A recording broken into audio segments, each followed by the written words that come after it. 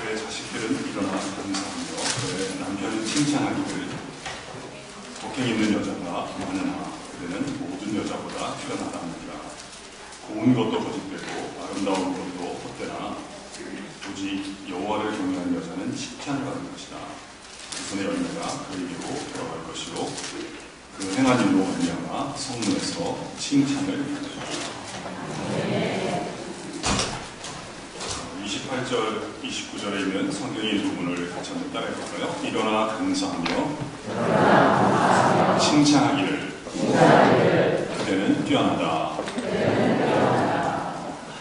이 말씀은 우리가 익히 다 알고 있지만 자주 잊고 있는 매우 중요한 사실을 우리에게 상기시켜주고 있습니다. 그것은 무엇일까요? 교회, 가정, 직장을 포함하여 행복한 모임은 사랑과 수고의 모임이 아니라 감사와 칭찬의 모임이라는 매우 중요한 사실을 우리에게 일깨워주고 있습니다.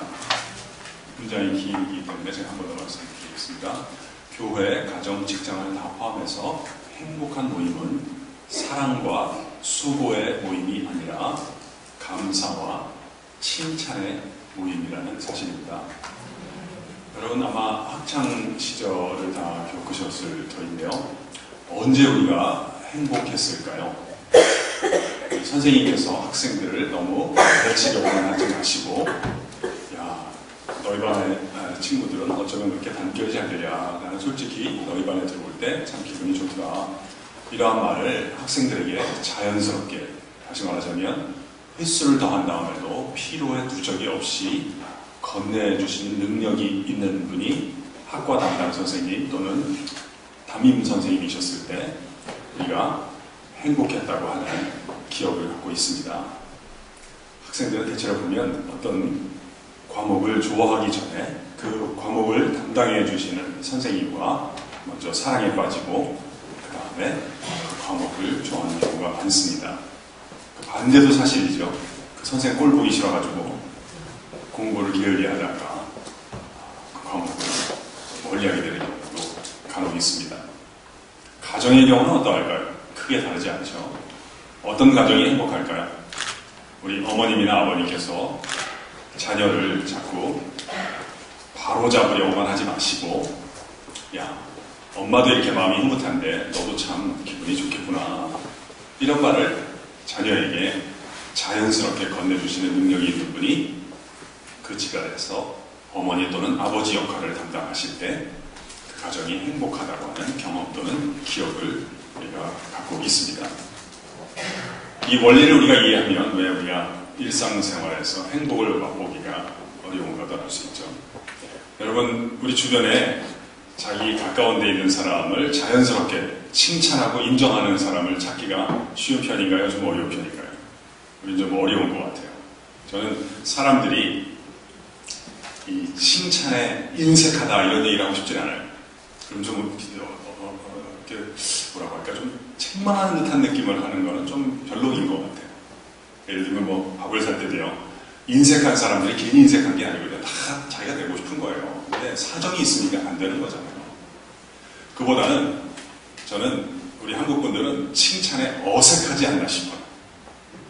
그러니까 내가 주도적으로 다른 사람 칭찬 못하는 건 둘째치고요. 본인이 자기 자신이 남으로부터 칭찬의 말을 들었을 때 그 말을 자연스럽게 받아들이는 분들도 저는 그렇게 많이 못 봤습니다. 저는 학교에서 가끔 학생들을 칭찬하거든요. 오늘 잘했다, 수고 많았다, 멋있었다. 그러면 선생님 감사합니다. 이렇게 얘기하는 학생들 그렇게 많지 않습니다. 대부분 다 아니라고 합니다. 아니에요. 저는 별로 잘한 게 없어요. 이렇게 이야기하는 학생들은 훨씬 더 많이 봤어요. 어른들도 그래요. 남의 집에 초청받았잖아요. 음식을 많이 차렸어요. 아, 음식을 참 많이 차리셨네요. 인사를 건네면 대부분의 주부들이 뭐라 그러세요? 아니에요. 차린 것이 별로 없습니다. 이렇게 말씀하시는 경우도 많아요. 여러분 제가 혹시 이런 부탁을 드려도 된다면 이 시간 이후로 칭찬을 받으실 때 물론 자주 칭찬받지는 않겠지만 혹시 칭찬의 말을 들으셨을 때 아니란 얘기 하지 마시고 감사합니다 또는 고맙습니다 이렇게 이야기하는 습관을 들이실 것을 제가 좀 부탁을 드리고 싶어요. 여러분 저한테 얘기 들었다고 해서 다 그렇게 막 하시면 안 돼요. 여러분도 충분히 잘 살아가고 계시는 거니까 이렇게 하시면 어떨 것이고요. 여러분 사시는 것을 한 반 정도 하시고요. 새로운 것을 배우시면 한 반 정도 시도를 해볼 거예요. 그리고 한 일주일이나 2주일 시간 여유를 주는 거죠.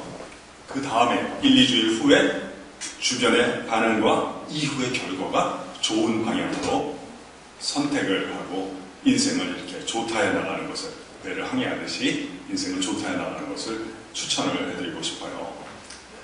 근데 또 듣기만 하면 잘 안 되니까 우리 한번 해볼까요? 옆 사람한테 우리 옆자리에 앉아줘서 고맙습니다. 한번 인사 감사합니다. 이 자리를 채워줘서 감사합니다. 잘하셨어요. 그냥 뜬금없이 그냥 감사하다는 느낌이 드니까 우리 한번 칭찬하고 역할 분담을 해봅시다. 여기 보면 덕행 있는 여자가 많으나 그대는 모든 여자보다 뛰어나다 하느니라 이런 표현이 있는데요. 그대는 뛰어나다 이런 표현이 있는데 여러분 이 말 어떠세요? 멋이 있나요? 멋이 없나요?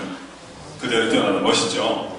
여러분 혹시 이렇게 누군가 칭찬하고 싶을 때 있잖아요. 뭐 배우자를 칭찬하든지 자녀를 칭찬할 때 도대체 뭐라고 칭찬의 말을 건네야 할지 잘 모를 때 있잖아요. 그때 되지도 않는 얘기 만들어서 하려고 하지 마세요. 그보다는 이러한 표현들을 수입을 해다가 활용할 것을 추천을 해드리고 싶어요. 여러분이 가방이나 가구 이런 것만 수입할 생각하지 마시고 이 기독교는 이 언어의 종교니까 우리 교회 원서 말씀의 종교니까 이 탁월한 언어를 수입을 해서 활용할 것을 추천을 해드리고 싶어요. 그러니까 우리 옆에 있는 사람한테 한번 한 사람은 칭찬하고 한 사람은 이제 고맙다는 얘기하면서 참 뛰어나십니다. 그대는 뛰어납니다. 그러면 아니에요 하지 말고 감사합니다. 이렇게 한번 해봅시다. 옆에 사람 앞에 뒤에 그대는 뛰어납니다. 감사합니다. 당신도 뛰어나십니다.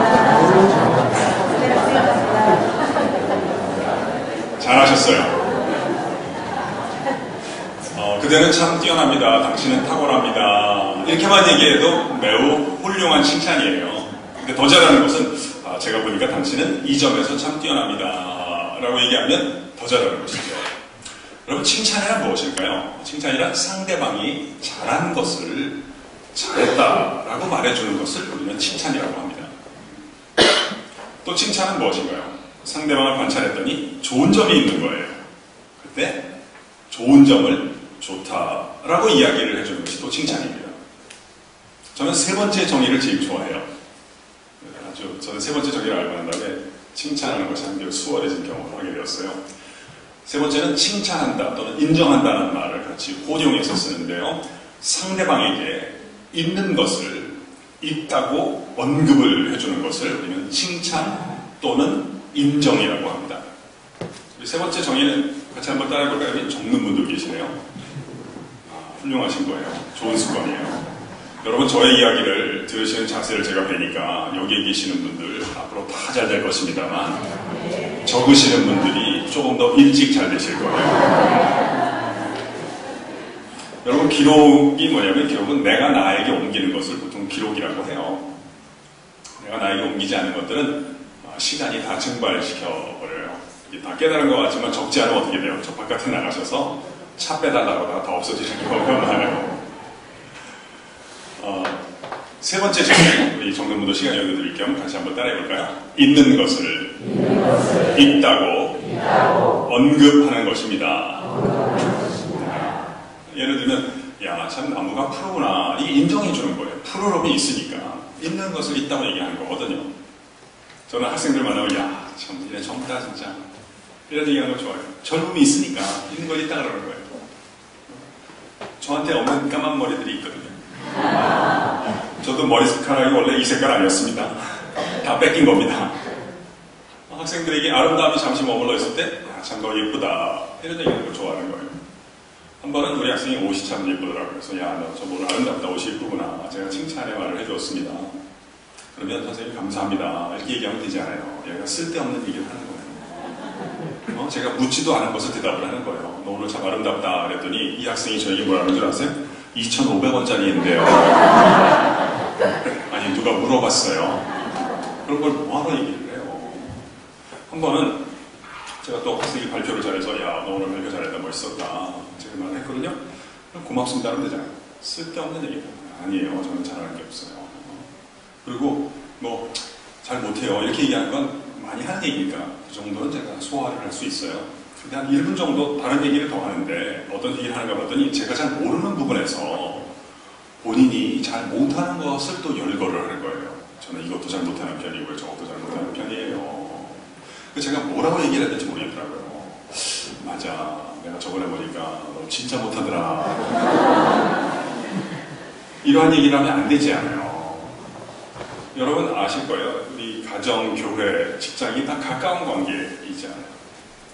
여러분 가까운 관계에는 너무 잘하려고 하면 안 돼요. 이 가까운 관계는 실수하지 말아야지.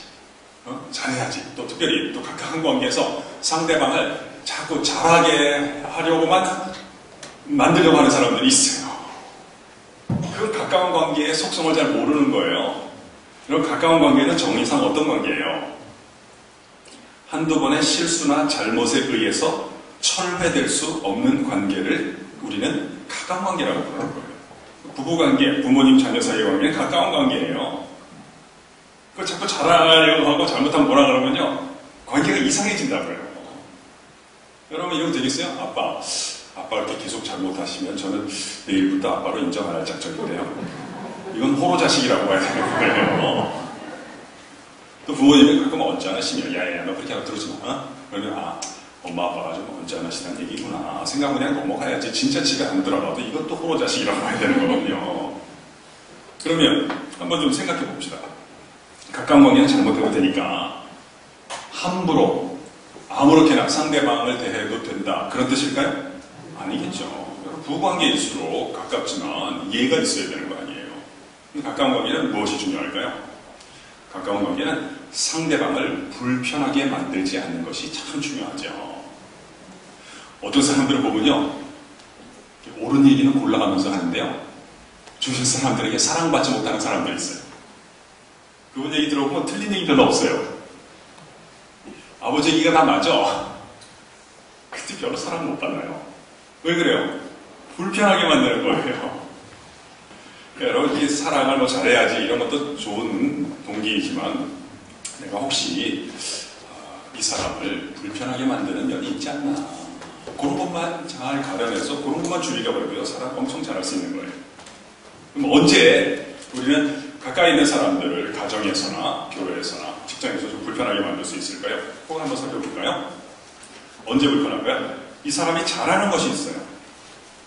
그런데 한마디도 잘했다는 얘기는 안 하는 거예요. 그럼 어떻게 될까요? 이 잘하는 사람이 어떻게 돼요? 이런 생각하죠? 내가 괜한 짓 했나 보다. 좋아하지도 않는데. 쓸데없는 짓 했네. 이렇게 나오는 거예요. 또는 언제 또 그래요? 잘못한 게 있고요. 근데 본인도 알아요. 잘못한 줄. 근데 자꾸 얘기하는 사람도 있어요. 너 바깥에 나가서 조심해야 된다. 그렇게, 너 그렇게 하면 사람들이 너 별로 안 좋아할 거다. 얘기하시고 또 하세요. 불편한 거예요. 그러니까 사실은 여러분 이렇게 가까이 있는 사람들 잘하는 것을 이렇게 잘했다고 자연스럽게 얘기하는 게 이게 쉬운 일이 아닌 거예요. 이게 조금 더 근원적인 문제가 있거든요. 여러분 마음 먹기 나름이다 그러는데 이게 반만 맞는 얘기예요. 마음 먹고 되는 게 아니라 어떤 진단을 해야 되고요. 거기에 맞는 처방을 하면 훨씬 더 좋은데 그걸 한번 살펴보도록 합시다. 이 사람이 뭐 배우자든지 자녀든지 자기 직장이라면 아랫사람 잘 칭찬하려면 그게 쉬운 일이 아닌데요. 혹시 다 아실 거예요. 사람이 혹시 열등감이 있다고 생각해요. 열등감이란 말 아시죠?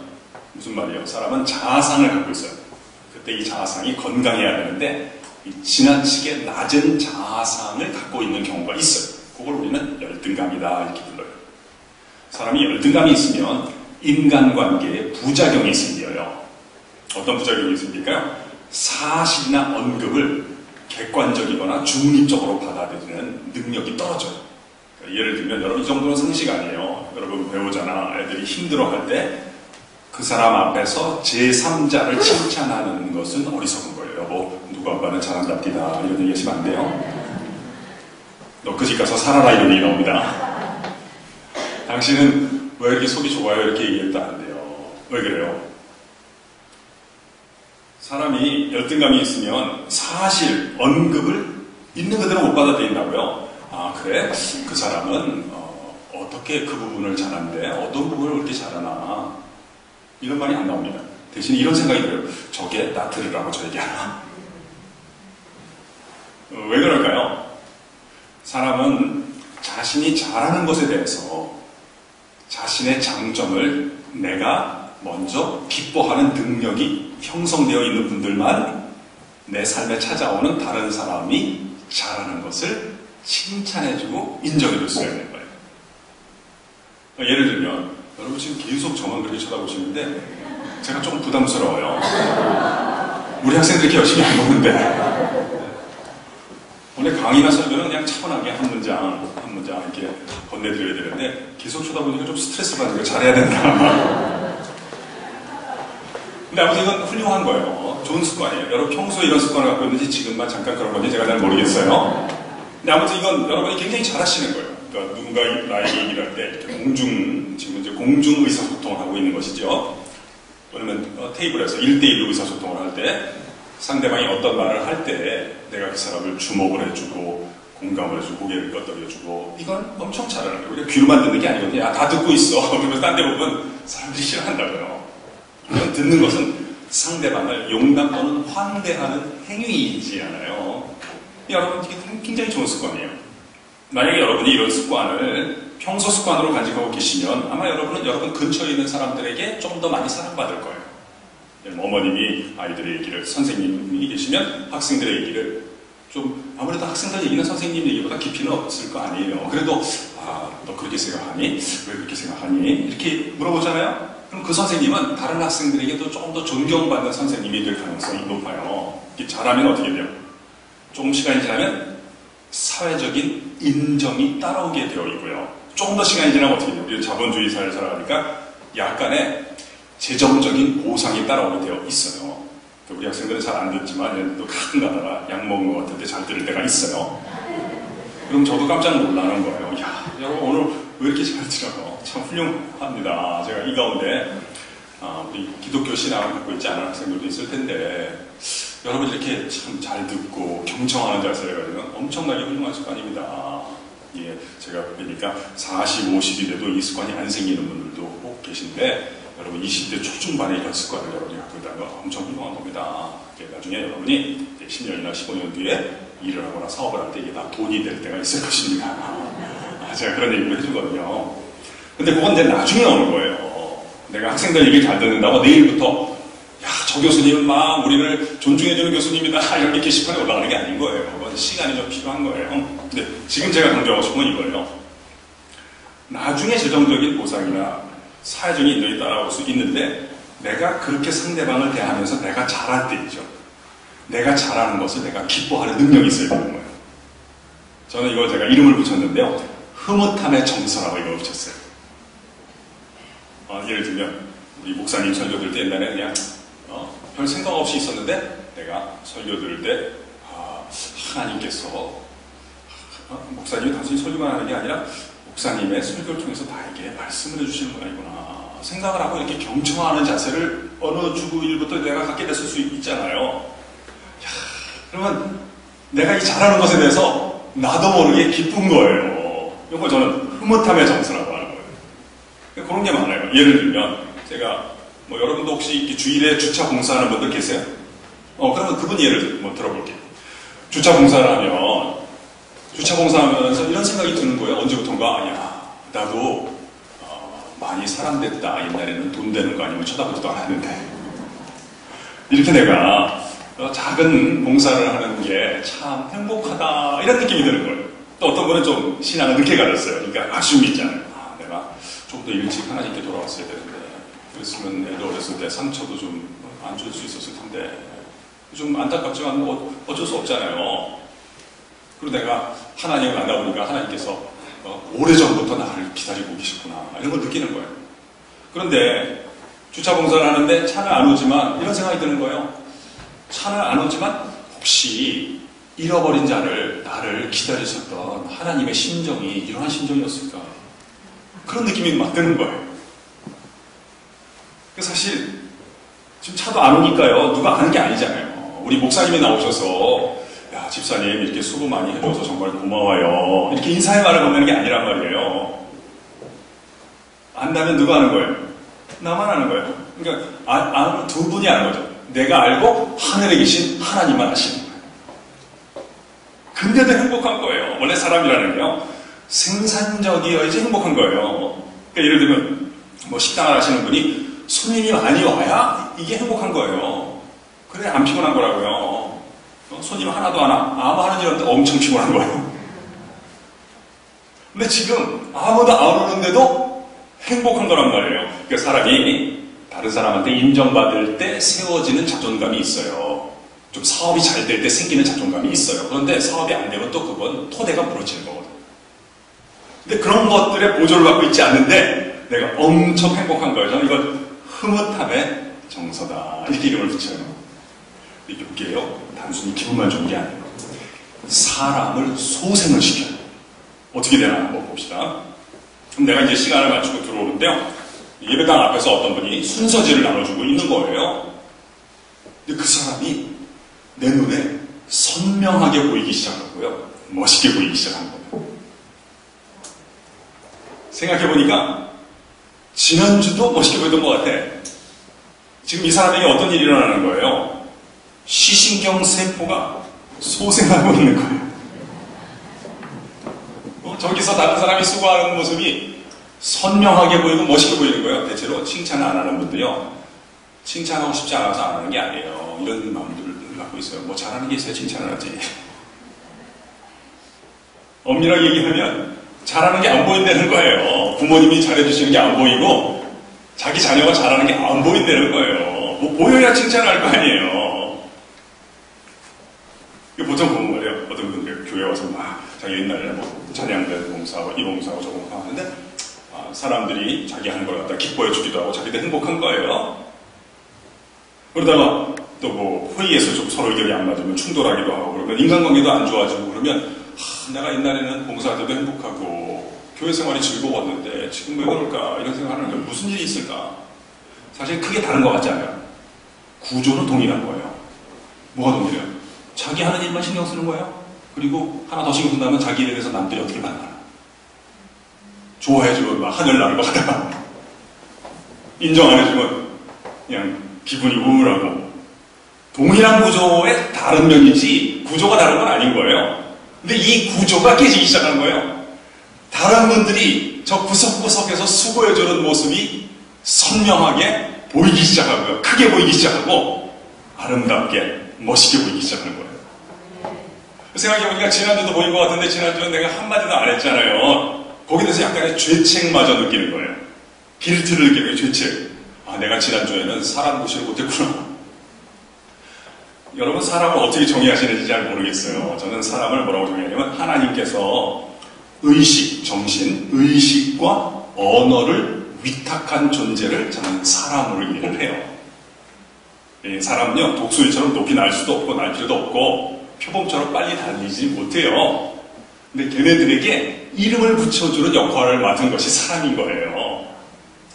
그러니까 예를 들면 꽃이라든지 나무라든지 이런 것들은 그냥 자기의 하나님의 색깔을 옮기기만 하면 되는 거예요.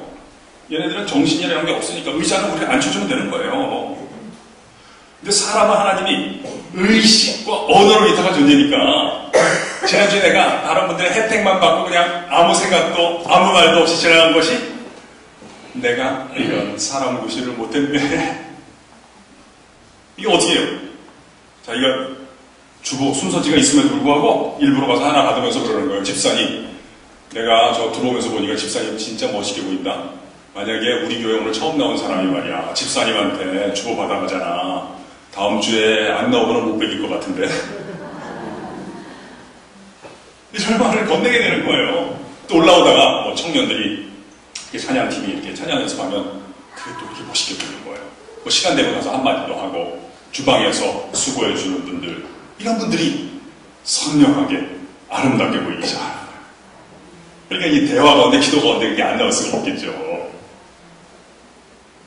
사람이 자신의 장점을 기뻐하는 능력, 흐뭇함의 정서를 평소에 누적시킨 사람만이 내게 찾아오는 상대방을 칭찬해주고 인정해줄 수가 있는 법이죠. 야, 여러분 진짜 잘 들으시네요. 아름다운 밤입니다. 혹시 질문이 있으시면 질문하셔도 좋은데, 여러분, 우리 전학교에서 질문을 받는데, 하여튼 좀 더 봅시다. 그러면, 30절 같이 보도록 할까요? 제가 읽어볼게요. 고운 것도 거짓되고 아름다운 것도 헛되나 오직 여호와를 경외하는 여자는 칭찬을 받을 것이다. 이렇게 말씀을 하세요. 우리가 성경의 일부분을 같이 한번 따라해볼까요? 고운 것도 아름다운 것도 헛되나 여호와를 경외하는 자는 칭찬을 받을 것입니다. 네, 성경에 이제 헛되다라고 하는 단어가 종종 나와요. 특별히 이 잠언 뒷부분과 그다음 책이 전도서라는 책인데요. 전도서의 앞부분에 많이 나와요. 전도서 2절에 보면 전도자가 이르되 헛되고 헛되며 헛되고 헛되니 모든 것이 헛되도다. 이런 헛되다라는 단어가 많이 나오는데요. 무슨 뜻일까요? 성경에 나오는 헛되다라고 하는 단어의 뜻을 무용지물이다, 아무짝에도 쓸모가 없는 것들이다 라고 해석하는 것은 조금은 지나친 해석이에요. 아주 틀린 해석은 아닌데 좀 과한 해석이에요. 그보다는 수명이 짧다라고 이해를 하는 것이 조금 더 사실에 가까운 해석이라고 볼 수가 있어요. 예를 들면 악인의 형통을 부러워하지 말거라. 이는 바람에 나는 겨와 같은 것이며 헛된 것입니다. 이런 말씀이 있어요. 이게 하나님을 떠난 사람은 사랑을 못한다, 일도 못한다, 성취가 없다 이런 뜻이라기보다는 수명이 짧은 사람이 된다 이런 거예요. 사실 저는 이제 학교에서 이제 강의하거나 설교하는데 우리 학생들 제가 이제 설교를 너무 길게 하는 것을 별로 좋아하지 않아요. 저는 학교에서 저의 설교를 짧게 하는 것을 통해서 저의 인기를 유지하는 편이거든요. 저는 경건회 때 우리 공적으로 기도할 때는 딱 한 문장밖에 안 해요. 안 믿는 학생들이 3분의 2 이상이니까 마침표가 딱 한 번 지키는 기도가 하는데요. 제가 지난번에 이렇게 기도한 기억이 나요. 하나님, 우리 학생들이 청년 시절에 즐겁고 또 재미있는 일들이 많게 하시되 수명이 긴 행복과 수명이 긴 아름다움을 누리면서 살아가게 해주세요. 그렇게 기도를 했던 기억이 나는데요.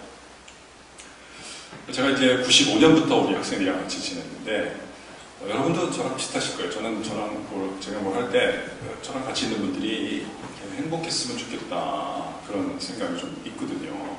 그래서 학생들에게 물어봐요. 너희들은 언제 행복한 편이냐? 제가 이제 제일 많이 듣는 대답은 4가지였던 것 같아요. 먹을 때 행복하다고 했고요. 잘 때 행복하대요. 그리고 휴양할 때 행복하대요. 4번째가 약간 좀 있어요. 생각보다 훨씬 일찍 강의가 끝날 때 행복하다는 거예요. 우리 학생들이 이렇게 자기가 뭐 선택한 게 아니니까 책을 좋아하지 않는데 그래서 좀 도움이 되는 얘기를 했으면 좋겠다 싶어서 니네들은 책풀 시간에 어떠한 이야기를 듣기를 원하니? 하고 제가 물어봤어요. 그랬더니 학생들이 뭐라는 줄 아세요? 듣고 싶은 얘기가 없다는 거예요. 그냥 일찍만 끝내달래요. 어떤 학생은 듣고 싶어 하는 얘기는 아예 없고요. 듣기 싫어하는 얘기가 있다는 거예요. 그래서 어떤 얘기를 싫어하냐? 제가 물어봤어요. 뭐라는 줄 아세요? 교회 나와라. 예수를 믿어라. 뭐 성경이 어쩌고 저쩌고 하는 종교적인 얘기를 하지 않아요. 지겹다는 거예요. 그런 얘기를 시작하면 자기네는 아예 안 듣는다는 거예요. 알아서 하래요.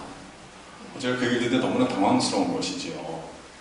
왜냐하면 우리 학교에서 저에게 그런 얘기를 하라고 월급을 주는 거잖아요. 그게 정년 때까지 일시적으로 저에게 맡겨진 일인데요. 그런 얘기를 하면 안 된다니까요. 참 고민이 많았어요. 그래서 어떻게 해야 되나. 그래서 제가 생각했죠. 그런 얘기를 하면 안 되겠구나. 안 듣는다니까. 다른 이야기로 시작을 했다가 그 얘기로 끝내야 되겠구나. 생각하면서 이제 어떤 얘기로 시작을 해야 할까. 그런 고민을 많이 하게 되었어요. 사실 저랑 같이 공부한 분들은 이제 신학교 교수로 많이 갔는데 저는 어떡하나 일반 대학교를 가가지고 어떤 얘기를 시작해야 되는가 고민이 많았어요. 여러분도 그런 거 많이 느끼실 거예요. 대화하다 보면 어때요? 사람이 처음 3분을 안 듣지 않아요. 나머지 30분 동안 안 듣는 경우가 많거든요. 근데 보니까 이제 우리 학생들은 저는 딸만 셋을 두고 있는데 여학생들이라서 그런지 아이들 어렸을 때 얘기해 주니까 좋아하더라고요. 그래서 제가 애들 얘기를 좀 많이 했어요. 제 책에는 이제 옛날 책에는 애들 얘기가 많이 나오는데요. 뭐 예를 들면 우리 둘째가 이제 대학교 졸업했는데 얘가 초등학교 2학년일 때 학교에서 이제 숙제가 나온 거예요. 다음 달에도 어린이날이 있지만 어린이날이 되면 어머니나 아버지로부터 편지를 받아서 자기들이 읽어야 돼요. 그리고 이제 학교에 숙제로 내야 돼요. 그 다음에 3일 뒤에는 어버이날이지 않아요. 답장을 이제 학교에서 수업을 했는데 엄마가 편지를 써줬어요. 써놨더니 지영아, 네가 초등학교에 들어간 지가 엊그제 같은데 어느덧 2학년이 되었구나. 앞으로도 건강하게 잘 자라거라. 내가 이제 숙제로 내고 자기가 편지를 써왔어요. 뭐라고 썼나 했더니 어머니, 아버지 그동안 키워주셔서 감사합니다. 근데 잘 나가다가 갑자기 특이한 문장이 나오는 거예요. 뭐라고 썼나 했더니 어머님께서 저를 낳으신 지가 엊그제 같은데 어느덧 벌써 2학년이 되었습니다. 제 노트에는 우리 3명의 아이들이 어려서부터 했던 얘기들이 많이 적혀있거든요. 왜냐면 제가 그걸 모았다가 학생들한테 얘기하는 게 반응이 좋더라고요. 근데 그렇게 이제 노력을 해도 또 싫어하는 학생들이 여전히 싫어요. 또 학생들은 이런 챔프를 뭐하러 하냐는 거예요. 자기네 다 기독교인으로 만들려고 하냐는 거예요. 그래서 제가 속으로 그렇게 만들면 얼마나 좋겠냐. 불감청 고소원이다. 감히 청할 수는 없지만 정말 간절히 바라는 바다. 생각하시고 뭐 억지로 되는 건 아니잖아요. 자유를 갖고 있으니까 조작은 안 되는 거거든요. 학생들이 또 싫어할 만한 이유가 있으니까 또 이해를 하고 그냥 그 짜증은 어떻게 해야 돼요? 우리가 듣고 그냥 끝내야지 연장만 시키지 않도록 노력하는 것이 그냥 좋은 것 같아요. 대신에 이제 질문을 할 경우는 있단 말이에요. 이 경건의 목적이 있느냐? 무슨 목적을 위해서 이것을 하느냐? 그런 경우에 성경에도 누가 물어볼 때는 짜증날 때는 자꾸 와서 찝쩍거리지 말고 누가 관심을 갖고 물어볼 때는 듣는 대답을 예비하라 그랬잖아요. 그때는 이제 대답을 해야 되잖아요. 이 경건에 관한 목적이 있는데 2가지라고 볼 수 있습니다. 첫 번째는 탁월함이 깃들어 있는 어떤 사람 또는 공연과 우리 학생들과의 만남을 주선하기 위해서 경건을 준비를 하고 있습니다. 이렇게 얘기를 해요. 만남의 주선을 위한 거군요. 왜 그래요? 여러분, 사람이 어떤 것에 대해서 누군가에 대해서 편견을 가질 때가 있잖아요. 선입견이 생길 때가 있잖아요. 뭐 교회에 대해서 편견을 가지는 거 왜 그래요? 그럴 만한 이유가 있는 거예요. 그러한 선입견을 낳은 선행적인 만남이 있었다고 봐야 되는 거예요. 예를 들면 교회를 안 좋게 생각하는 분들은 자기 가족들 가운데 좀 좋은 단어는 아니지만 진상 짓을 했던 어떤 뭐 친척이나 있으면 안 좋게 생각하는 거예요. 그럼 그걸 우리가 없앨 수는 없는 거죠. 바꿀 수는 없는 거고요. 이전에 그러한 만남들을 상쇄하거나 영을 만들거나 압도하는 다른 만남을 소개하는, 주선하는 기로엔 다른 일이 없는 것이죠. 그래서 이런 걸 이제 자꾸 탁월함이 깃들어 있는 사람들과 학생들을 만나게 하고요. 이제 실은 2번째 이유는 뭐예요? 2번째가 궁극적인 목적이잖아요.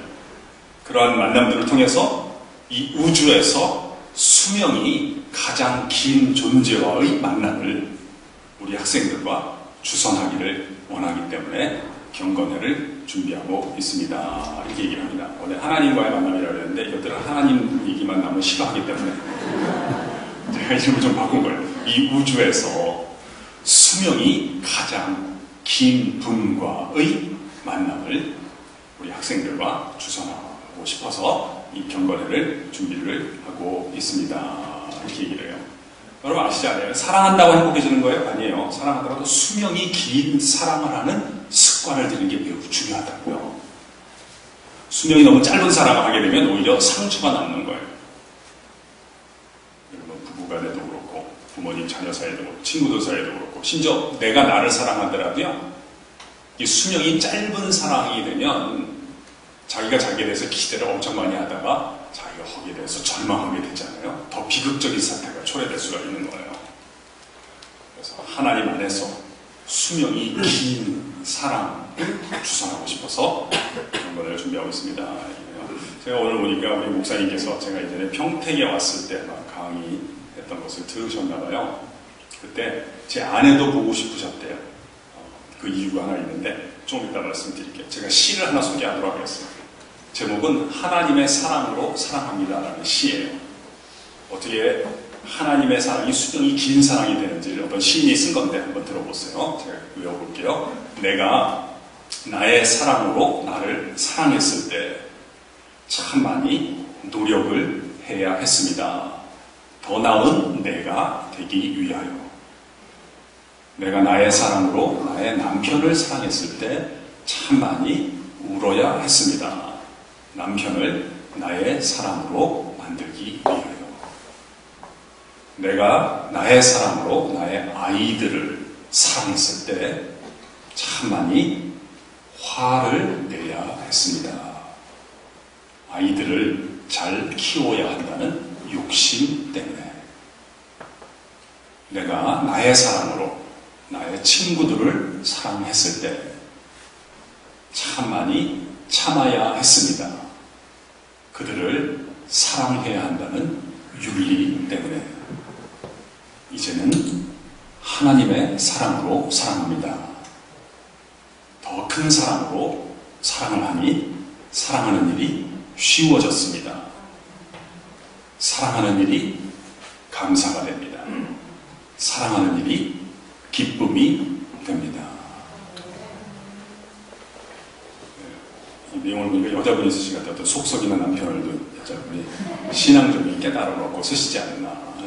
솔직하게 말씀드리면 이 시는 제 아내가 쓴 시입니다. 너무 중요한 것은 수명이 긴 사람은 하나님 안에 있는 사람이다.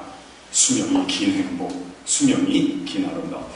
그래서 제가 학생들, 우리 청년들한테 제가 강의를 운동하는데 거기 보면 여호와를 경외하는 여자는 칭찬을 받을 것이라 그러는데요. 저는 학교에서 이제 미팅에 대해서 제가 집중적으로 가르치거든요. 미팅에 나가면 어떻게 해야 되는가, 파트너가 마음에 들 때는 어떻게 하고 마음에 안 들 때는 어떻게 해야 되는가. 요즘 학생들은 이렇게 배우자를 만나도요, 배우자를 이렇게 선택하려고 해도 외모에 대한 관심이 지나쳐요. 나에게 좋은 돕는 배필이 될 만한 사람이 어디 있는가 이런 거 찾는 게 아니라 데리고 다니기에 안 창피한 애가 걸렸으면 좋겠다. 그런 생각을 많이 해요. 그래서 딱 대화도 안 해보고요. 1분 이내에 상대방이 소위 킹카인지 폭탄인지를 다 가려요. 그래서 겉모양, 외모가 마음에 안 들잖아요. 속으로 이렇게 실망을 해요. 왜 나한테는 저런 애들만 걸리냐. 그래서 제가 그렇게 생각하지 말라 그래요. 왜냐하면 저쪽에서도 똑같은 생각을 할 가능성이 있지 않겠느냐. 그렇게 생각하면 안 되고, 마음에 안 들어도 존중하고 잘해줘야 된다. 왜냐하면 걔는 신통치 않지만 걔 친구들 중에는 괜찮은 애들이 있을 수 있는 거다. 인생은 속단을 하면 안 되는 것이다. 오늘 뭐 이 주제는 아닙니다만 여기 이 미혼인 분들 있잖아요. 손들 필요는 없어요. 여러분, 여러분이 결혼을 하려면 어떻게 해야 돼요? 결혼하게 되는 후보자들에게 잘해줘야 된다고요. 여러분 누구랑 결혼하게 될까요? 앞으로 결혼을 하실 분도 계시고 결혼 안 하실 분도 계시고 결혼을 못할 사람도 있을 거란 말이에요. 결혼을 이제 세 번째가 좀 문제잖아요. 하지 않기로 결정을 해서 안 하는 건 괜찮은 거예요. 근데 하고 싶은데 잘 안 되는 거 왜 그럴 거예요? 소원은 간절해요. 이루어지지 않는 건 과정을 무시하는 게 습관이 되거든요. 여러분 누구랑 결혼하는 거를 잘 아시고 그 과정에서 만날 사람들을 여러분이 환대해 줘야 되는 거예요. 누구랑 결혼하게 될까요? 여러분 사는 곳이나 활동하는 곳에서 반경 1km 이내에 있는 사람 또는 그 사람이 소개해준 사람과 결혼을 하게 되는 거예요. 그러니까 예를 들면 청년회에서 뭐 학교에서 직장에서 좋으면 좋은 친구가 되고 우정을 쌓아야 되는 거예요. 그러다 진짜 좋으면 어떻게 돼요? 부모님의 허락을 받아서 결혼을 하시면 좋아요. 만약에 부모님이 반대하실 것 같으면 어떻게 해야 되겠어요? 곧바로 걔를 보여드리면 안 되겠죠? 이상한 애를 한번 먼저 보여드리고 그 다음에 얘를 소개를 해야 돼요. 그래서 부모님이 마음에 안 들지만 옛날에 데리고 왔던 그놈보다 낫구나 싶어서 반대를 안 하실 수 있도록 도와드리면 돼요. 근데 만약에 마음에 안 들 경우는 어떻게 해야 돼요? 어쩔 수 없는 거예요. 그럴 수가 있는 거예요. 여러분 우리가 다 유전자가 다르고 DNA가 다르고 자라난 배경이 다르기 때문에 그 말은 무슨 뜻이에요? 서로 취향이 다를 수밖에 없는 거예요. 제일 어린 사람들이 자기 취향을 갖고 다른 사람을 재단하는 사람들이에요. 그건 괜찮은 거예요.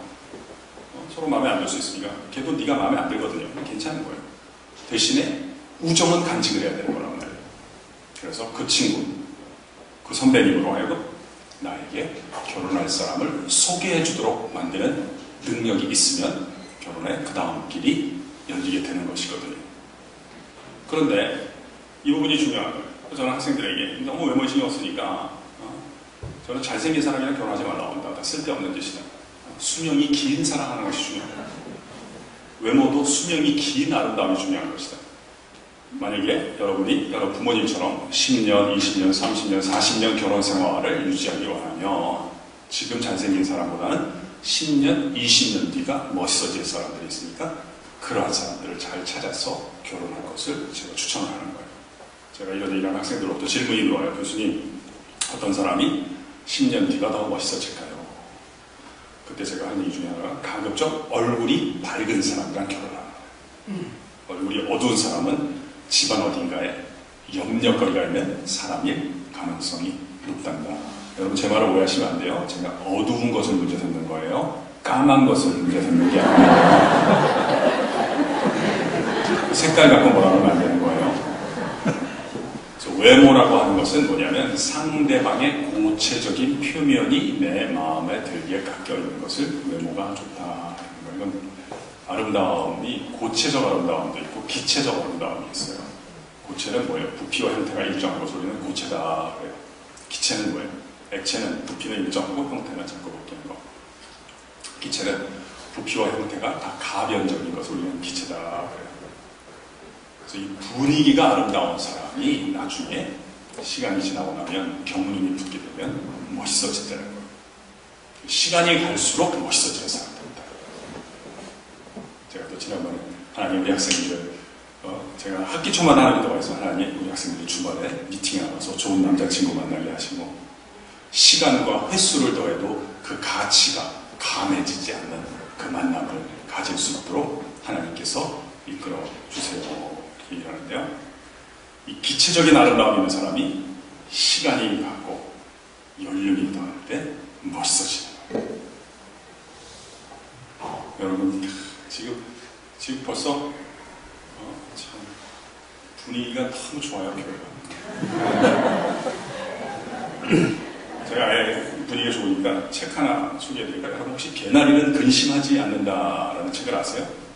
책의 이름만 아시는 것도 교양이라고 볼 수가 있어요. 개나리는 근심하지 않는다. 근데 잘 모르실 거예요. 왜냐하면 제가 쓴 책이기 때문에. 제가 예전에 산책을 하다가 개나리 꽃을 보는데 이런 생각이 드는 거야. 개나리는 근심하지 않는구나. 걱정하지 말아야 되겠다. 도움이 됐어요. 그래서 저는 이제 일과를 마치고 집에 가서 아내에게 그 얘기를 했어요. 저는 이제 제 직업이 유통업이라고 말하는 사람이거든요. 유통업이라고 제가 강의를 해야 되잖아요. 근데 좋은 생각이 잘 안 나니까 다른 분들 책을 읽거나 강의를 듣고 저 혼자 알기 아까운 내용들을 우리 학생들에게 옮기는 것을 저는 유통이라고 해요. 유통. 그래서 제가 오늘 여러분에게 말씀드린 내용 제가 만든 건 없는 거 전부 다 배운 거예요. 그래서 솔직하게 그냥 고백을 하면 직업은 뭐라 그랬어요? 유통업. 전공은 모방과 표절이에요. 베껴서 하는 거거든요. 그리고 제가 잘하는 게 있어요. 저희 은사가 있어요. 저는 은사대로 쓰임받아야 된다는 걸 배웠어요. 저희 은사는 했던 이야기를 또 하고 또 하는 것이 저희 은사예요. 우리 학생들도 알아요. 한 번은 게시판에 이런 내용이 올라갈 때 장경철 교수님이 경건의 시간에 어떤 얘기를 해주셨는데 자기가 기억이 안 난다는 거예요. 혹시 기억나는 사람이 있니? 그랬더니 학생들이 막 글을 달아줬대요. 이런 내용이 아니니? 저런 내용이 아니냐? 제일 마지막에 댓글을 단 학생이 이렇게 달았대요. 너무 걱정하지 마세요. 내년이 되면 또 해줄 테니까요. 그 말이 맞는 거예요. 근데 저는 이제 유통을 하긴 합니다만 저는 책에서 읽었다고 제가 곧바로 얘기하는 사람이 아니에요. 옛날엔 그렇게 했는데요. 그렇게 했다가 제가 피본 게 한두 번이 아니에요. 학생들이 잘 안 듣는 거예요. 분위기도 안 좋은 거예요. 왜 그런가 봤더니 저는 초기에는요. 제가 강의를 잘 못하는 이유가 학생들이 잘 안 들어주기 때문인 줄 알았어요. 하여튼 남탓도 끝이 없잖아요. 근데 진짜 이유를 알게 된 거죠. 학생들이 이렇게 잘 들어도 분위기가 별로 안 사는 거예요. 왜 그런가 봤더니 하다가 보니까 옮기다가 보니까 저도 무슨 말인지를 잘 모르겠더라고요. 이것을 내가 왜 가지고 왔나. 그래서 저는 이제 곧바로 강의를 하지 않고 저는 시간 그리고 횟수의 검증을 통과한 것만 신뢰하는 습관적이었어요. 여러분은 그냥 워낙 믿음이 좋으시니까 하나님을 믿으시는지 왜 믿으실지 모르겠지만 저는 하나님이 이 시간과 예수의 검증을 통과하시고 통과하게 하시는 분이 되어 있는 게 또 한 가지 동기거든요. 근데 아무튼 제 강의에 적용을 하면 이런 거예요. 옛날에는 책에서 이거 다 고발을 하겠는데 그러다가 피를 많이 봤잖아요. 이제는 그렇게 안 하고 아내한테 먼저 얘기를 해요. 그리고 반응을 보아요. 반응이 안 좋죠? 빨리 이야기를 끝내요.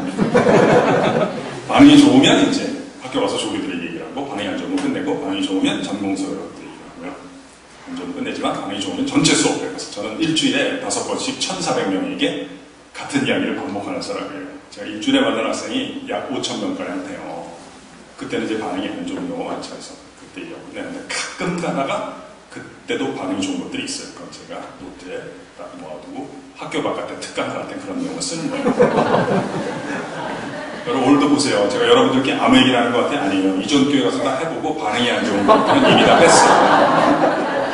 그래서 여러분 느끼시는지 몰라도 제가 이렇게 강의하고 설교하는 모습이 대단히 안정적이지 않습니까? 여러분 어떻게 시간이 갈수록 더 집중을 하시는 것 같아요. 뭐 하여튼 조는 분도 안 계시고, 뭐 혹시 여기 한번 조는 분이 계신다고 했는데요. 저는 거의 스트레스 잘 안 받아요. 그냥 제가 속으로만 생각하는데 저 인간이 문제다.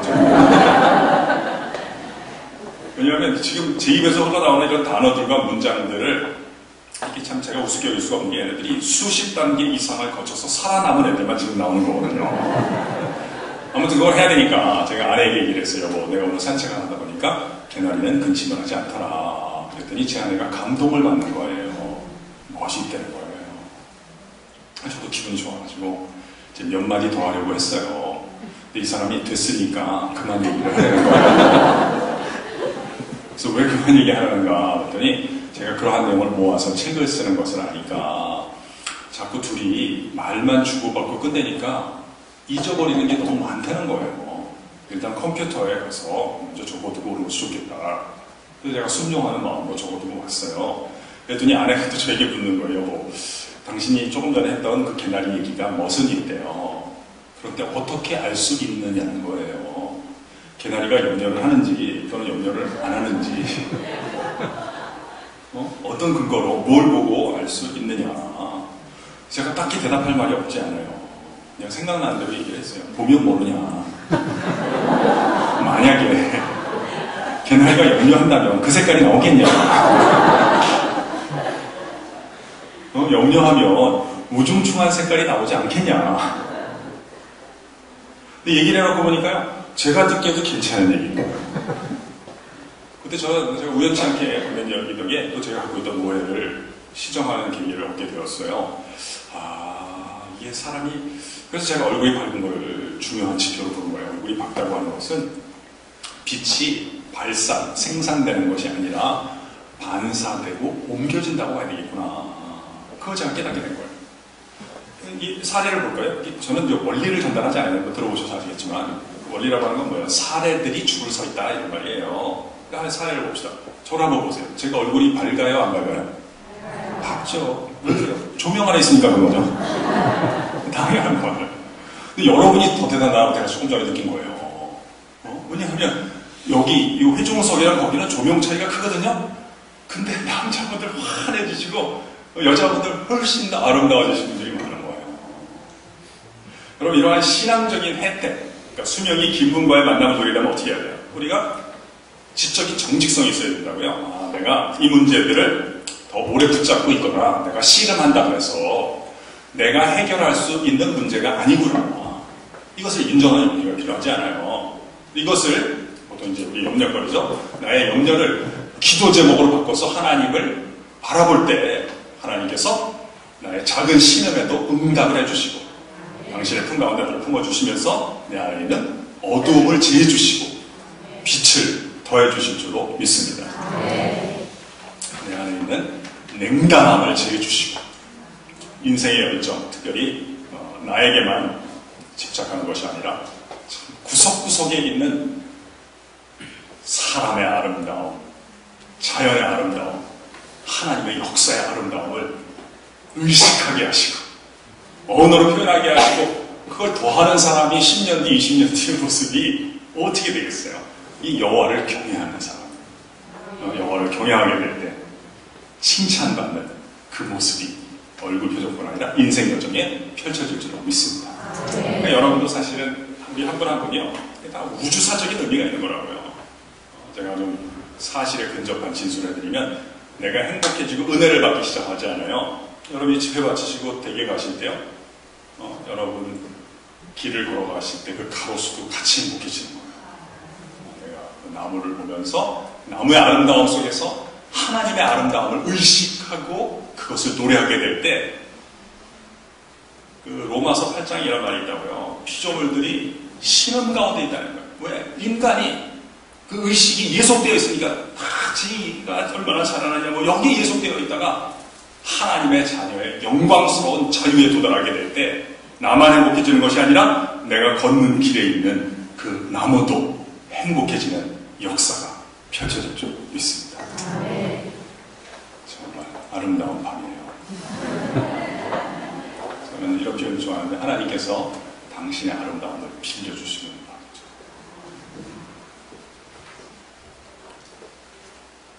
혹시 질문이 있으면 하셔도 괜찮아요. 따라해 보실까요? 질문 중심의 학습.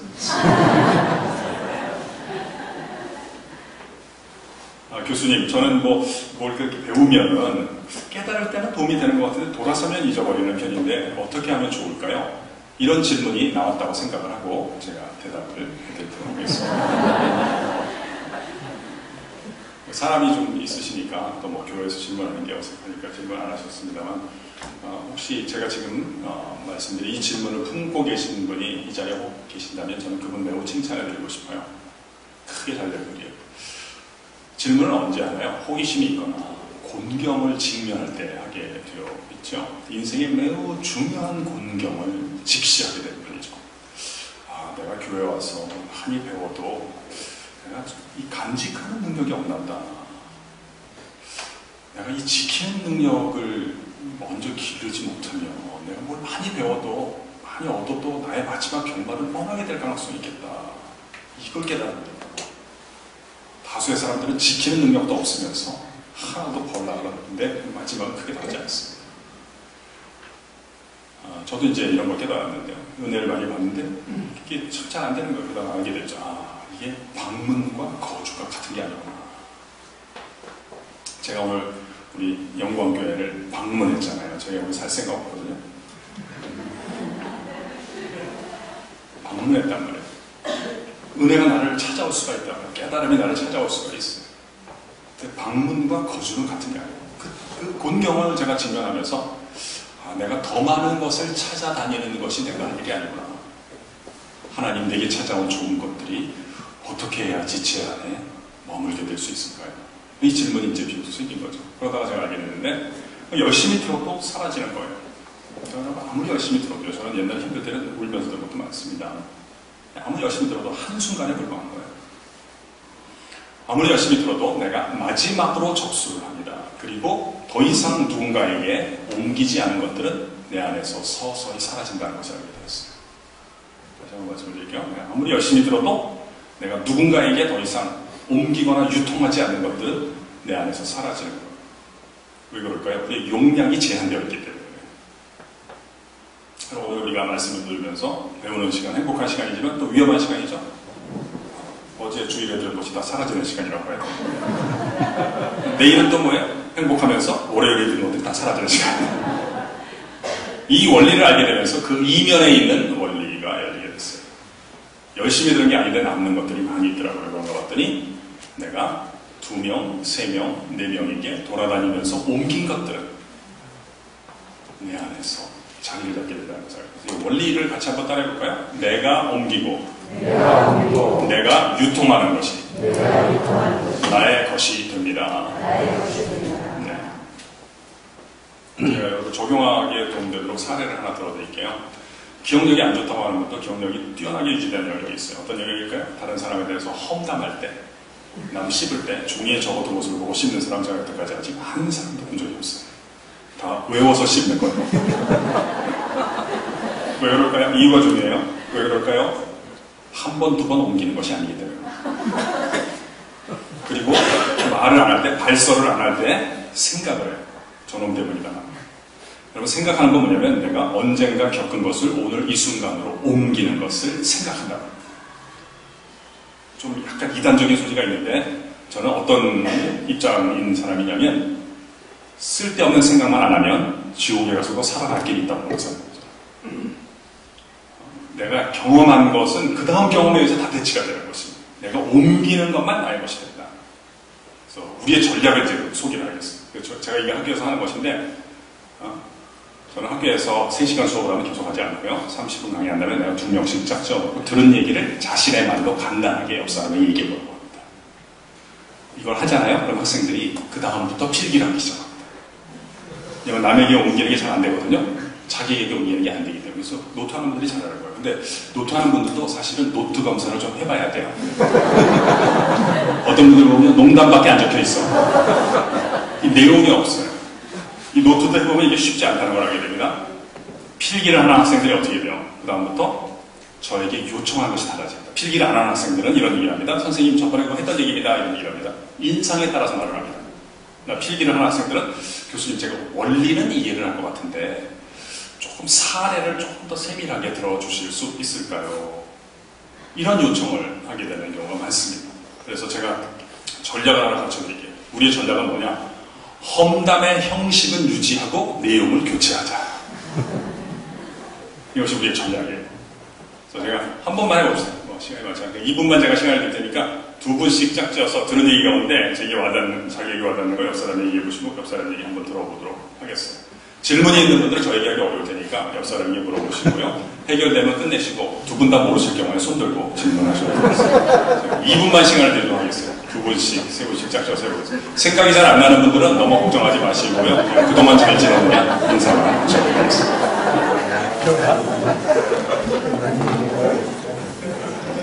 건강 하나잖아.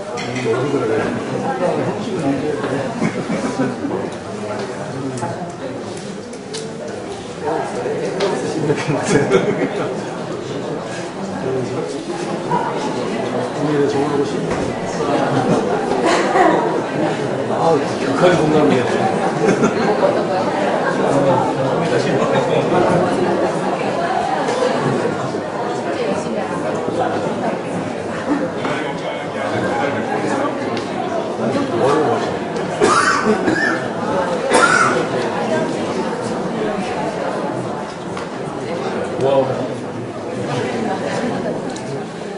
여기도 소리 잘 들리나요?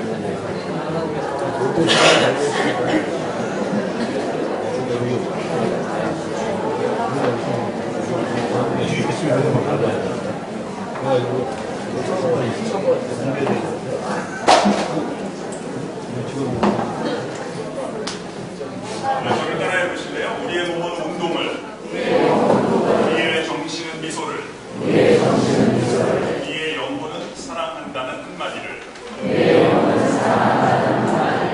우리의 몸이 깨어나려면 운동을 필요로 하고요.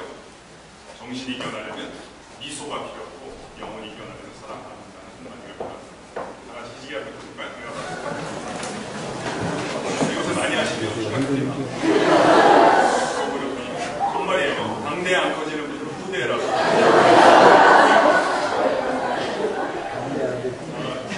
두 번째 원리도 따라해볼까요? 우리의 정신은 미소를. 우리의 정신은 미소를. 이 왼쪽이나 오른쪽에 있는 한 사람 정도 환하게 웃으면서 이렇게 인사할까요? 당신의 인격이 어떠하든지 끝까지 사랑하겠습니다.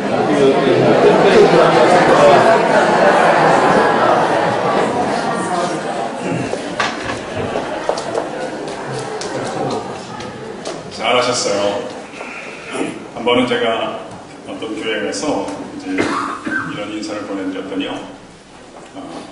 보통 이제 여러분처럼 인사하시잖아요. 그러니까 아내랑 같이 갔어요. 아내가 앞에 있는 분이 인사해서 당신의 인격이 어떠하든지 끝까지 사랑하겠습니다. 그랬더니 이분이 돌아오면서 이렇게 인사 안 하시고요. 이렇게 말씀하시더래요. 죄송합니다만 그렇게는 못하겠습니다. 세 번째 어디 따라해볼까요? 우리의 영혼은 사랑한다는 한마디를. 이번에 우리 앞뒤에 앉은 분들끼리 한번 인사할까요? 우리 끝까지 사랑합시다. 이렇게 하면서 할까요? 끝까지 사랑합시다. 사랑합니다. 잘하셨습니다. 정말 아름다운 마음이에요. 30일 혹시 질문 있으면 진짜 좀 괜찮아요. 네, 목사님.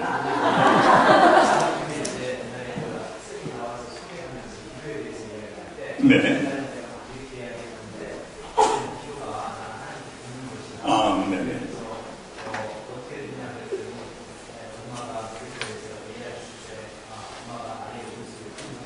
네네. 아, 네. 뒤에 안 들리셨을 텐데, 목사님이 아마 제가 예전에 했던 강의를 언급해 주시면서 질문하셨는데요. 제가 학생을 하나 소개한 적이 있어요. 학생이 이제 수업 들을 때 소규모일 경우는 자기소개를 시키는데, 박혜선이라는 학생이었는데요. 자기는 하나님의 음성을 듣는다는 거예요. 옛날에는 기도할 때 그냥 기도만 하고 일어섰는데 자기가 배웠대고 독백이지 대화가 아니다. 대화라면 내가 하는 말도 있지만 하나님의 말도 들어야 된다. 그런 얘기를 했어요. 그랬더니 학생들이 관심을 갖는 거예요. 질문을 하라 했더니 어떤 학생이 질문했어요. 그 진짜냐? 했더니 이 학생이 진짜라는 거예요. 만약에 우리가 전화를 할 때 자기 얘기만 하고 수화기를 내려놓으면은 그게 독백이지 않냐. 자기도 옛날에 그렇게 기도했는데 그거는 바른 대화가 아니다라는 걸 깨닫고 이제는 자기 기도한 다음에 곧바로 일어서지 않고 한 10분, 15분 기다리다가 하나님의 음성을 듣는다는 거예요. 그 학생들이 더 진지해지더라고요. 어떤 학생 하나가 또 그럼 하나님이 너에게 어떻게 말씀하시더냐. 근데 이 학생이 대답을 잘하는 거예요. 다양하게 말씀을 하신다고. 예배 중에 목사님 설교를 통해서 말씀하실 때도 있고 뭐 경건의 시간 큐티를 할 때 말씀하시는 경우도 있고 뭐 하여튼 다양하게 기도한 다음에 한 10분, 15분 때 하나님 마음에 울림을 통해서 말씀하실 때도 있고 하여튼 다양하대요. 뭐는 선배라는 대화를 선배가 어떤 얘기를 할 상황이 아닌데 그런 얘기를 한다는 거예요. 그럼 다양한 방식으로 말씀을 하신다. 그랬더니 결정적인 질문이 나왔어요. 저 뒤에 앉은 학생 하나가 그런데 네가 들은 그 음성이 하나님의 음성이라는 것은 어떻게 알 수 있냐는 거예요. 제가 그랬죠. 참 좋은 질문이다. 이게 하나님의 음성의 진정성에 관한 질문이라고 하거든요. 그럼 가치가 있는 것일수록 진짜와 가짜를 구분하는 게 매우 중요해요. 근데 이 학생이 더 멋있게 대답을 하는 거예요. 뭐라고 대답하는 줄 아세요? 들어보면 안 되는 거예요. 그래서 예를 들기를 너는 너희 어머니의 음성이 어머니의 음성인지 어떻게 알 수 있느냐는 거예요. 다른 걸 갖다가 탐지기를 통해서 알 수 있는 게 아니라 들어보면 안 돼요. 우리 안에 있는 소리 가운데 문화적인 음성이 많대요.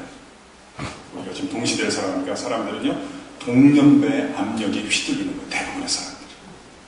자기가 진정으로 원하는 것도 아닌데 남에게 잘 보이기 위해서 따돌림을 당하지 않기 위해서 또 내 안에 사탄의 음성이 있다는 거예요. 사탄의 음성이라고 해가지고 무슨 음흉한 음성을 얘기하는 게 아니에요. 잘하면 잘하는 대로 못하면 못하는 대로 나를 하나님으로부터 멀어지게 만드는 그런 음성이 있대요. 나를 정죄하는 음성일 수도 있고 나를 교만하게 만드는 성경 말씀을 읽고 외우고 적용을 하다 보면 문화의 소리 사탄의 음성 이런 것들을 재해내고 나면 나보다도 더 나를 사랑해 주시는 하나님의 음성을 들을 수 있다는 거예요. 그 음성은 들어보면 안 되는 거예요. 제가 옛날에 그런 얘기 했는데 목사님 그 말씀하신 것 같아요. 여러분 이런 거 좋아하시는 것 같아서 제가 반응이 좋아서 하나 더 하도록 하겠습니다. 수준이 있으신 것 같아서 교회에서 교리사 얘기를 하나 해드릴게요. 그리고 제가 저 세 번째 거 하고 마치겠습니다. 여러분 AD 11세기에 1000년대 중후반에서부터 1100년 초기까지 살았던 사람 가운데 교회사에 성 안셀름이라는 사람이 있습니다. 이 성 안셀름은 지금으로 따지면 이탈리아에서 태어나서 영국으로 건너가서 거기 캔터베리 대주교를 지냈습니다. 이 성 안셀름은 교회사에 굉장히 유명한 글을 하나 남겼는데요. 제목이 아주 간단합니다. 세 글자인데 라틴어예요. 꾸루 데우스 호모라는 제목의 글을 썼어요. 꾸루는 라틴어로 왜라는 말이에요. 데우스는 하나님이란 말이에요. 호모는 사람이란 말이에요.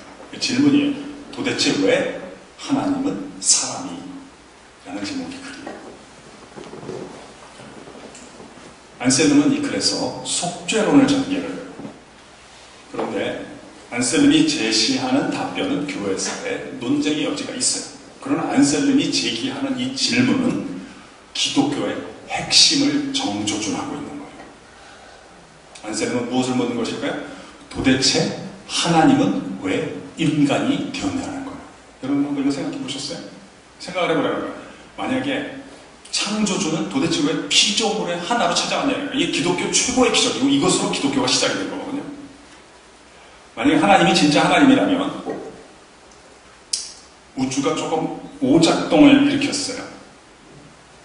하나 폐기하고 새 것을 만들 수 있을 거거든요. 옛날에는 불필요하게 자율적인 기능을 좀 더 너무 많이 넣어줬어요. 오작동이라고 그랬어요. 그런 불필요한 기능을 좀 축소를 해서 오작동이 안 나는 우주를 만들 수 있었을 텐데 하나님은 도대체 왜 피조물의 한 부분이 돼서 찾아왔냐는 거예요. 저는 사실은 이러한 질문보다도 저는 화가와 그림 사이의 비율을 더 좋아해요. 그게 이제 저한테 제가 다시 한번 표현해볼게요. 화가는 도대체 왜 그림의 한 부분이 되어서 찾아왔냐는 거예요. 그림이 좀 잘못됐어요. 그러면 찢어버리고 새 것을 그려도 되는데 도대체 화가는 무슨 이유로 그림의 한 부분이 돼서 스스로 찢겨지는 그 운명 가운데 자신을 투신하게 되었냐는 거예요. 이게 안셀름이 던지는 질문이에요. 이 질문은 1000년 전에 던졌지만 해답은 2000년 전에 이미 나왔어요. 왜 그랬다는 거예요? 요한복음 3장 16절에 뭐라 그래요? 하나님이 세상을 이처럼 사랑하기 때문이라는 거예요. 제가 좋아하는 표현을 쓰면 화가가 그림을 그처럼 사랑하기 때문이라는 거예요. 또 다른 말로 하면 가치를 두었기 때문이라는 거예요. 가치라고 하는 건 뭐예요? 우리가 가치를 두지 않는 것들은 그냥 다 지나칩니다. 근데 가치를 두게 되면 어떻게 돼요? 자신이 자유롭게 쓸 수 있는 시간, 자원, 심지어 하나님의 경우에는 자신의 존재를 비용으로 지불을 해서 상대방을 내 곁에, 내 품에 품기로 결정하는 것을 가치라고 하는 거예요. 하나님께서 인간에 대해서, 세상에 대해서 가치를 두었기 때문이라는 거예요. 여러분, 우리가 이런 거하고 다른 거야? 너가 잘못한 것, 오작동을 불러일으키는 게 있는데 그거를 고치면 내가 널 품어주겠다는 게 아니에요. 나의 허물과 잘못까지 포함해서 하나님이 이처럼 사랑하셨다는 거예요. 여러분 아시잖아요. 내 잘못도 포함해서 나거든요. 나의 실수도 나고 나의 실패도 나라고 없었으면 좋겠지만 그걸 도려내고 나를 얘기할 수 없는 것입니다. 하나님이 나의 잘못과 실수와 결함, 흠을 포함해서 나를 사랑하기로 결단하셨잖아요. 빌립보서 2장에 뭐라 그래요? 그는 근본 하나님과 본체시나 하나님과 동등됨을 취할 것으로 여기지 아니하시고 오히려 자기를 비워 종의 형체를 가져 죽기까지 복종하셨으니 곧 십자가에 죽으십니다. 갈라디아서 2장 20절에 뭐래요? 내가 그리스도와 함께 십자가에 못 박혔나니 그러즉 이제는 내가 산 것이 아니요 오직 내 안에 그리스도께서 사신 것이다. 이제 내가 육체 가운데 사는 것은 나를 사랑하사 나를 위하여 자기 몸을 버리신 하나님의 아들을 믿는 믿음 안에서 사는 것이라. 우리 일부분을 같이 한번 따라해볼까요? 이 따라해볼 가치가 있습니다. 나를 사랑하사 나를 위하여 자기 몸을 버리신 하나님. 성경 이렇게 되어 있는데요. 저는 이렇게 좀 바꿔서 이해하는 것도 좋아요. 한번 따라해봅시다. 나를 사랑하사 나를 위하여 자기 몸을 비용으로 지불하신 하나님. 하나님이 하나님의 존재를 펼치는 것을 기꺼이 내려놓고 나를 이처럼 사랑하기 때문에 그것을 기꺼이 비용으로 지불한 이 운명적 사건 가운데 기독교가 태동하는 것입니다. 안셀름은 이 질문을 통해서 기독교가 어디에 토대를 두고 있는가 그것을 우리에게 알려주는 것인데요. 그렇다면 이 부분이 중요한 거예요. 하나님이 나에 대해서 이렇게 내 허물과 잘못까지 포함해서 나를 사랑하고 용납해 주셨다면 어떻게 해야 되겠어요? 이제는 나도 나를 사랑하고 나를 용납하는 것이 하나님의 사랑의 올바른 합당한 응답인 줄 믿습니다. 이런 내용들이 이제 마지막 세 번째랑 좀 연결이 되는데 한번 보도록 합시다. 31절 제가 읽도록 하겠어요. 그 손의 열매가 그에게로 돌아갈 것이요 그 행한 일로 말미암아 성문에서 칭찬을 받으리라. 성경 일부분을 같이 한번 따라해볼까요? 그 손의 열매가 돌아갈 것이요 성문에서 칭찬을 받으리라. 네. 성경에서 이렇게 성문이라는 표현이 나오는 것은 이제 공적인 영역을 지칭할 때 바로 쓰입니다. 가정의 행복으로 그치는 것이 아니라 공적인 영역에서도 쓰임받는 길이 열리게 된다는 것을 얘기를 하는데요.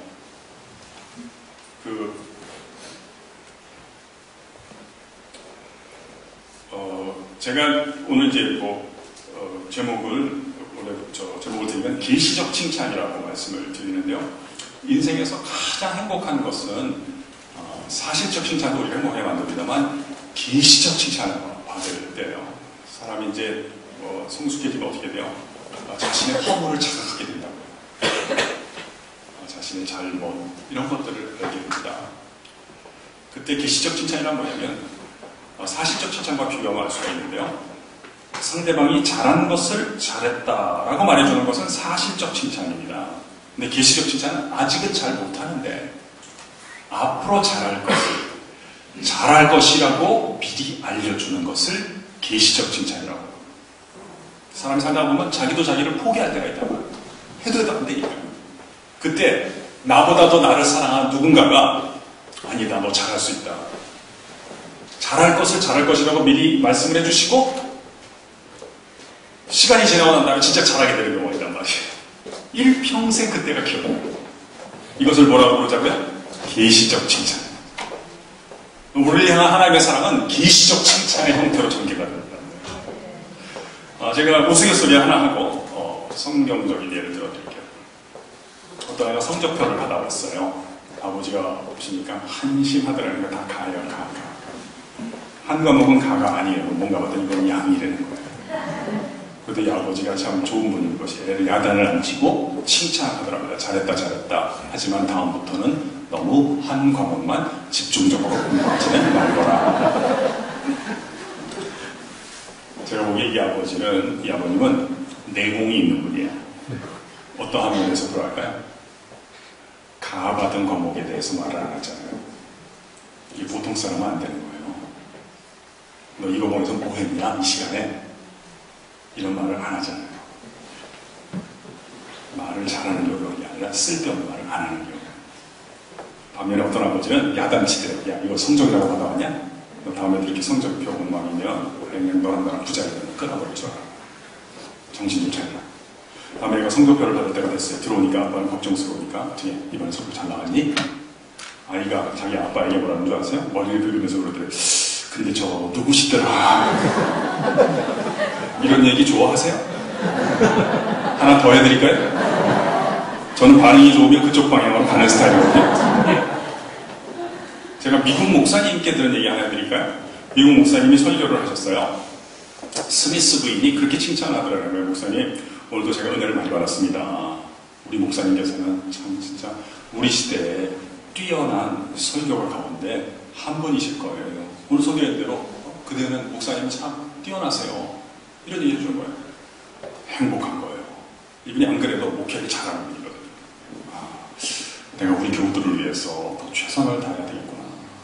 보람을 느끼는 거예요. 이제 일과를 마치고 집에 가다가 아내와 동행을 하게 되었습니다. 사모님이랑 같이 가게 된 거죠. 자기가 들은 얘기를 이제 아내에게 옮겨줬습니다. 스미스 부인이 그러는데 내가 설교를 잘한대요. 우리 시대에 뛰어난 설교가 가운데 한 사람일 거래. 이 사모님이 들어보니까요. 말 같지 않은 이야기를 하고 있거든요. 그럼 대꾸를 안 하는 거예요. 분위기가 이상할 거 아니에요. 어색한 침묵이 흐르는 것이죠. 이 목사님이 분위기도 좀 어색하니까 화제도 바꿀 겸 이렇게 물어보셨대요. 여보, 그런데 말이지 우리 시대에 뛰어난 설교가는 과연 몇 명이나 될까? 이 사모님이 들어보니까 이거 안 되겠구만. 빨리 바람을 빼야지. 이런 생각이 드셔서 그랬는지 이렇게 대답을 하셨대요. 여러분 한번 들어보세요. 이건요. 합리적인 사고를 하는 서양 사람이 아니고서는 결코 할 수 없는 대답을 합니다. 이렇게 대답하셨대요. 여보, 몇 명이나 되는지 내가 잘 알지 못하지만 지금 당신이 생각하고 있는 그 숫자보다는 하나가 적어요.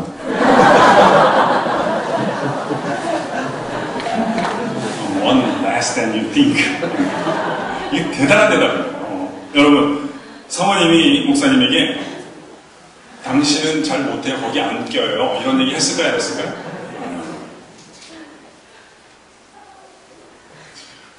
여러분도 그런 경험 해보신 적 있으세요? 여러분, 누군가 잘못할 때 있잖아요.